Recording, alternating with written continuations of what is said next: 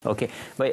Alang-alang Prof dah menyebut mengenai Lendu dan juga Bukit Katil. Syul, kita ada perkongsian di kawasan Bukit Katil dan juga di Lendu. Sahabat-sahabat kita ada beberapa perkembangan terkini yang akan dibawakan bersama dengan penonton kita, Syul. Ya, betul Ismail. Seketika nanti kita akan bawakan anda perkembangan terkini ataupun suasana awal terutama di sekitar Lendu dan juga Bukit Katil yang kami akan bawakan bersama dengan rakan penyampai kami iaitu di Bukit Katil. Seketika nanti kita akan bersama dengan Fahmi, dan juga di Lendu kita akan bersama dengan Nur Ashikin. Jadi untuk pengetahuan anda semua, daerah Lendu ni dia berada di sekitar daerah Alur Gajah, ya. Mungkin Lendu ni antara kawasan-kawasan yang sangat dikenali terutama dalam kalangan pelajar kerana di situ terletaknya Institut Pengajian Tinggi Awam dan juga beberapa kawasan yang menarik untuk diterokai. Jadi kita ingin mengenali dengan lebih lanjut di kawasan N14 Lendu. Kita terus saja bersama dengan rakan penyampai Nurul Ashikin Abdul Halim dari Dewan Jabrun Lendu. Silakan Ashikin.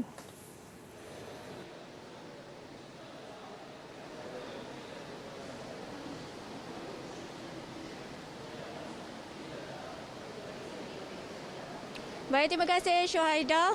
Melintas langsung seketika bersama saya Nurul Ashikin Abdul Halim dari Dewan Jabrun Lendu bagi proses penamaan calon untuk kawasan N04 Dewan Undangan Negeri Lendu.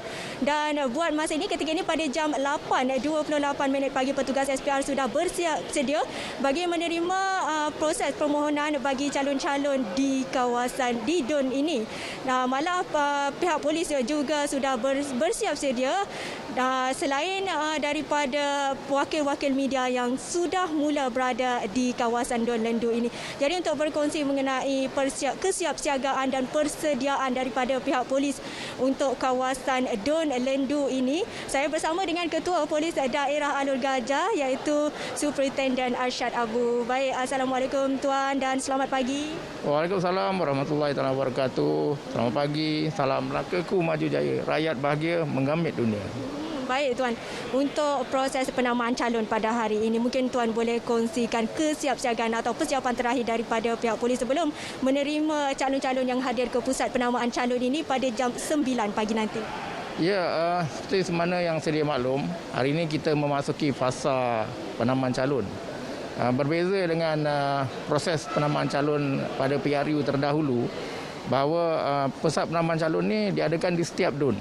Jadi mengambil skop daerah Alur Gajah ni, saya terdapat 10 buah DUN, bermaksud 10 lokasi penamaan calon.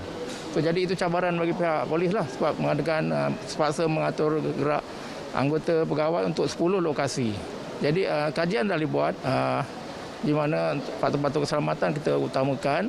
Jadi perancangan telah diatur bersama pihak SPR, MKN dan juga KKM. Jadi kita telah bersiap sedia dari sudut keselamatan. Cuma cabaran yang nyata iaitu perbezaan kali ini iaitu tiada lagi perarakan penyokong untuk mengiringi calon-calon. Jadi di bawah Akta 342, pihak polis khususnya di Alur Gajah ini kita terpaksa kuat-kuasakan. Itu yang nampak perbezaan ketara lah. Tapi dari sudut kesiapsiagaan kita untuk makluman, hari ini saja kita telah atur gerak seramai 363 pegawai dan anggota untuk memastikan kelancaran penamaan calon khususnya bagi kawasan Alur Gajah ini. Baik Tuan, kalau kita tahu untuk Parlimen Alur Gajah dan Masjid Tanah terdapat, kalau kita boleh katakan, dua kawasan panas hotspot iaitu DUN Lendu dan DUN Tanjung Bidara. Mungkin ada perancangan lain daripada pihak polis sendiri jika berlaku sebarang kemungkinan khususnya di dua kawasan DUN ini? Bagi dua kawasan yang kita anggap pakai hotspot ini, kita jangkakan kehadiran mungkin ramai penyokong kerana kita personaliti yang tinggi dalam arena politik, itu memang kita dapat jangkakan. Jadi ke arah untuk memastikan kelancaran penamaan calon itu, mestilah saya tambahkan bilangan personal untuk pegawai dan anggota untuk menghadapi sebarang kemungkinan. Tapi sebenarnya bukan saja pada dua DUN yang dimasukkan tadi. Saya semua tempat saya ambil patut kira, dan syukur alhamdulillah sehingga saat ini saya tak dapat lagi sebarang maklumat melalui risikan bahawa adanya pihak-pihak tertentu yang cuba nak mengacau gugat atau memecah keamanan yang untuk mengganggu lah. Sekarang ini tak ada. Sekarang berjalan dengan lancar. Sehingga jam pagi ini saya dimaklumkan oleh pegawai saya, setakat ini tiada sebarang bentuk ancaman. Baik Tuan, terima kasih atas perkongsian itu. Jadi itu lintas langsung dari Dun Lendu untuk N04. Jadi untuk maklumat lanjut mengenai PRU Dun Melaka, terus bersama rakan setugas di N17 Bukit Katil. Fahmi, silakan.